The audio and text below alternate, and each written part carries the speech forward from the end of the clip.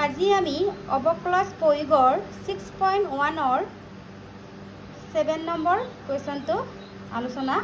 কৰিম। 7 নম্বৰ কুৱেশ্যনটো হৈছে এটা আয়তৰ দৈৰ্ঘ্য x মিনিটত 5 সেন্টিমিটাৰ হাৰে কমে আৰু প্ৰস্থ y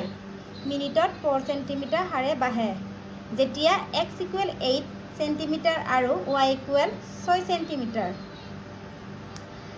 আয়তটোৰ পৰিসীমা আৰু কালিৰ পৰিৱৰ্তন উলিয়াব লাগে।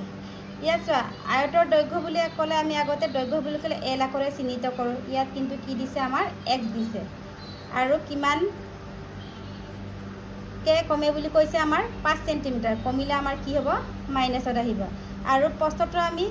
ব্ৰেডটো b আখৰে চিহ্নিত কৰোঁ। ইয়াত কিন্তু কি y আখৰে চিহ্নিত কৰা হৈছে আৰু ইয়াৰ 5 সেন্টিমিটাৰ আৰে বাঢ়ে বুলি ক'লে বাঢ়িলে আমাৰ কি চিন আহিব প্লাস যেতিয়া x = 8 হয় আৰু y = 6 সেন্টিমিটাৰ। আয়তটোৰ আমি পৰিৱৰ্তন বুলি কোৱাৰ লগে লগে আমাৰ অবকলজ কৰিব লাগিব। ৰেট অফ চেঞ্জ পৰিৱৰ্তন হাৰ বুলি ক'লে আমাৰ কি হ'ব কাৰ আপেক্ষে কৰা হ'ব আমাৰ মিনিটত, মানে মিনিটটো হৈছে আমাৰ সময় আৰু সময়ৰ এককটো হৈছে আমাৰ সেকেন্ড আৰু এতিয়া কি দিয়া আছে আমাৰ মিনিট দিয়া আছে। তাৰপৰত কাৰ আপেক্ষে কৰিম আমি টিৰ আপেক্ষে কৰিম, মানে টি হৈছে আমাৰ টাইম। এতিয়া দিয়া আছে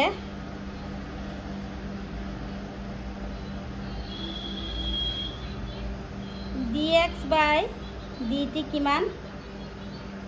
5 সেন্টিমিটাৰ আৰে কমিলে কি হ'ব -5 সেন্টিমিটাৰ আৰু dy/dt কিমান দিয়া আছে আমাৰ 4 সেন্টিমিটাৰ আৰে বাঢ়িলে কি হ'ব আমাৰ +5 সেন্টিমিটাৰ আৰু কি দিয়া আছে x = 8 দিয়া আছে আৰু y = কিমান দিয়া আছে আমাৰ 6। এতিয়া কি আয়তটোৰ পৰিসীমা পেৰিমিটাৰ অফ ৰেক্টেংগুলাৰ আমাৰ কি আছিলে পেৰিমিটাৰ অফ ৰেক্টেংগুলাৰ আয়তৰ পৰিসীমা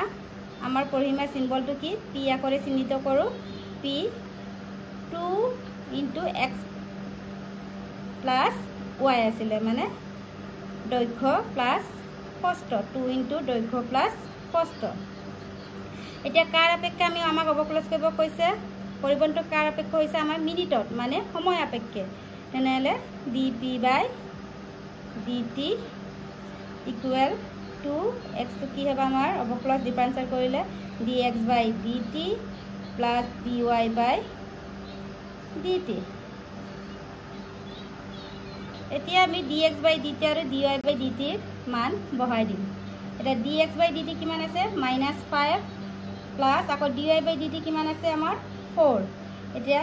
-5 + 4 কিমান হ'ব আমাৰ -1। তে 2ৰে -1 ইনটু কৰিলে কিমান হ'ব -2। তেনে dp/dt কিমান হ'ল আমাৰ -2। p হৈছে পেৰিমিটাৰ পৰিসীমা, আমাৰ এককটো কি হ'ব সেন্টিমিটাৰ আৰু t হৈছে আমাৰ সময়ৰ একক কি হয় আমাৰ সেকেন্ড বা মিনিট। কুৱেশ্যনটো আমাৰ মিনিটত আছে কাৰণে কি আহিব আমাৰ মিনিট। এতিয়া আমাৰ বিত কি দিয়া আছে কালিৰ পৰিৱৰ্তন, মানে আয়তৰ কালি এৰিয়া অফ ৰেক্টেংগুলাৰ কি আছিলে আমাৰ এৰিয়াৰ চিম্বলটো হৈছে আমাৰ a আৰু এৰিয়া অফ ৰেক্টেংগুলাৰ কি আছিলে লেন্থ * ব্ৰেডথ, মানে x * y। এতিয়া আমি আকৌ অবকলজ ডিফাৰেন্সিয়েল কৰিম কাৰ আপেক্ষে সময়ৰ আপেক্ষে টিৰ আপেক্ষে dA/dt। আকৌ এইটো আমাৰ অবকলজৰ পূৰণৰ বিধি মানি চলিছে কাৰণ এইটো আমাৰ পূৰণ হৈ আছে। তেনেহ'লে অবকলজৰ পূৰণৰ বিধিৰ মতে কি হ'ব x dy/dt +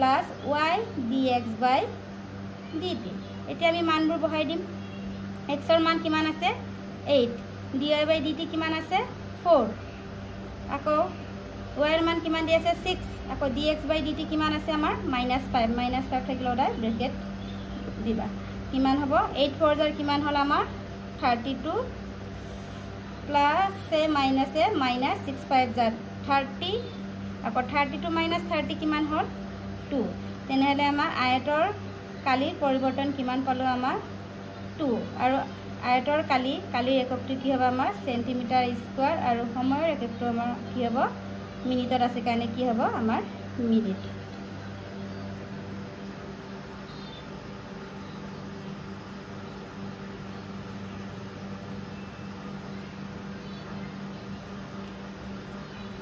এতিয়া আমাৰ 8 নম্বৰ কুৱেশ্যনটো হৈছে এটা বেলুন ফুলালে গোলাকাৰ হৈ থাকে প্ৰতি ছেকেণ্ডত 900 ঘন চেণ্টিমিটাৰ গেছ পাম্প কৰি বেলুনটো ফুলোৱা হয় বেলুনটোৰ ব্যাসাৰ্ধ কি হাৰত বৃদ্ধি হয় উলিয়াই যেতিয়া ব্যাসাৰ্ধ 15 চেণ্টিমিটাৰ এইটো কুৱেশ্যনটো সমাধান কৰাৰ আগতে তোমালোকে বেলুনৰ আয়তনৰ বিষয়ে জানিব লাগিব বেলুনৰ আয়তন মানে গোলাকাৰ হৈ আছে বেলুনৰ আয়তনটো আমাৰ কি আছিল আমাৰ 4/3 পাই r কিউব তাৰ আমাৰ প্ৰতি ছেকেণ্ডত 900 ঘন চেণ্টিমিটাৰ ঘন মানে হৈছে আমাৰ কিউব 3 তেনেহ'লে আমাৰ আয়তনটো দিয়া আছে পৰিৱৰ্তন r দিয়া আছে কিমান dv/dt কিমান 900 দিয়া আছে আৰু ব্যাসাৰ্ধ 15 চেণ্টিমিটাৰ আমি কি উলিয়াব লাগে বেলুনটোৰ ব্যাসাৰ্ধ কি হাৰত মানে dr/dt উলিয়াব লাগে এতিয়া আমাৰ সলিউশন দিয়া আছে কি দিয়া আছে dv/dt বেলুনৰ পৰিৱৰ্তন আয়তনৰ পৰিৱৰ্তন হাৰ দিয়া আছে কিমান 900 ঘন চেণ্টিমিটাৰ মানে চেণ্টিমিটাৰ কিউব আৰু r দিয়া আছে আমাৰ 15 চেণ্টিমিটাৰ কি উলিয়াব লাগে আমাৰ ব্যাসাৰ্ধৰ পৰিৱৰ্তন হাৰ মানে dr/dt এতিয়া আমি জানো যে বেলুনৰ আয়তনটো আমি কি আকাৰে সিম্বল দিও ক্যাপিটাল বি কিমান আছিল আমাৰ 4/3 পাই r কিউব এতিয়া আমি কাৰ আপেক্ষে অৱকলন কৰিম সময়ৰ আপেক্ষে টিৰ আপেক্ষে কিমান হ'ব dv/dt 4/3 পাই r কিউবটো আমাৰ অৱকলন কৰিলে ডিফাৰেন্সিয়েল কৰিলে কি হ'ব 3r স্কয়াৰ আৰু কাৰ আপেক্ষে কৰিছো আমি টিৰ আপেক্ষে তেনেহ'লে dr/dt এতিয়া 3 কেনসেল গ'ল এতিয়া আমি d/dt জানো r ৰ ভ্যালু জানো আমি ইয়াত বহাই দিম dv/dt কিমান আমাৰ 900 4 পাই r ৰ ভ্যালু কিমান 15 স্কয়াৰ এটা dr/dt এটা 900 equal 4 into pi 15 square কিমান 2 to 5 dr/dt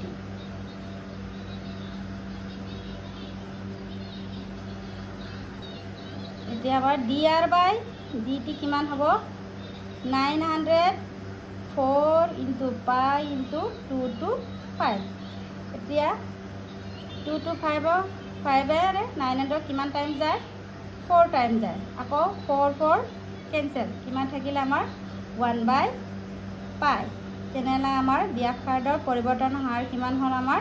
1/pi তেনে আৰটো আমাৰ এককটো কি আছিল আমাৰ সেন্টিমিটাৰ আৰু সময়ৰ এককটো কি হয় আমাৰ সেকেন্ড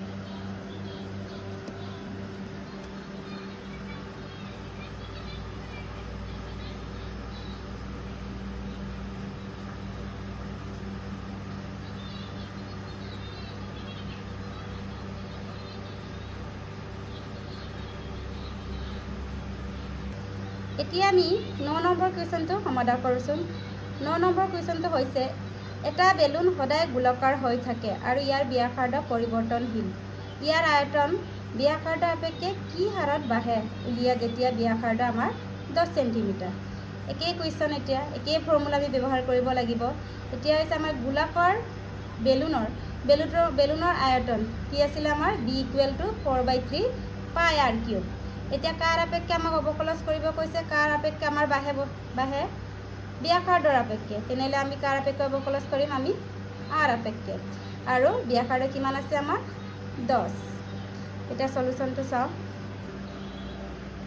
এতিয়া 9 নম্বৰ কুৱেশ্যনটো সলিউশন কি দিয়া আছে আমাৰ r = 10 সেন্টিমিটাৰ আৰু কি ওলাব কৈছে আমাৰ dv/dr এটাকে আমি জানো যে বেলুনৰ আয়তন কি আছিল b = 4/3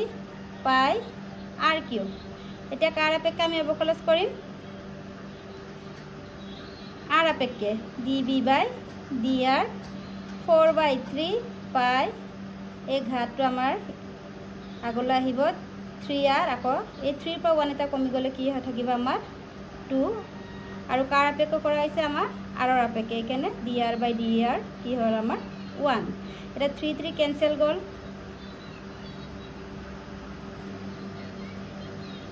এতিয়া আমি r ৰ মানটো বহাম 4 পাই ইনটু r ৰ মান কিমান আমাৰ 10 স্কয়াৰ 4 ইনটু পাই 10 স্কয়াৰ কিমান আমাৰ 100 এটা 4 ইনটু পাই ইনটু 100 কিমান হ'ল আমাৰ 400 পাই তেনেহলে আমি আয়তনৰ পৰিৱৰ্তন কিমান পালো আমি db বাই dr 400 পাই আকৌ b এককটো কি আছিল আমাৰ কুৱেশ্যনটো সেন্টিমিটাৰ নে মিটাৰ চাই ল'ব লাগে কি আছে সেন্টিমিটাৰ তেনেহলে আয়তন কি থাকে আয়তন আদৰ আমাৰ কিউবত থাকে সেন্টিমিটাৰ কিউব আকৌ r ৰ এককটো হৈছে আমাৰ সেন্টিমিটাৰ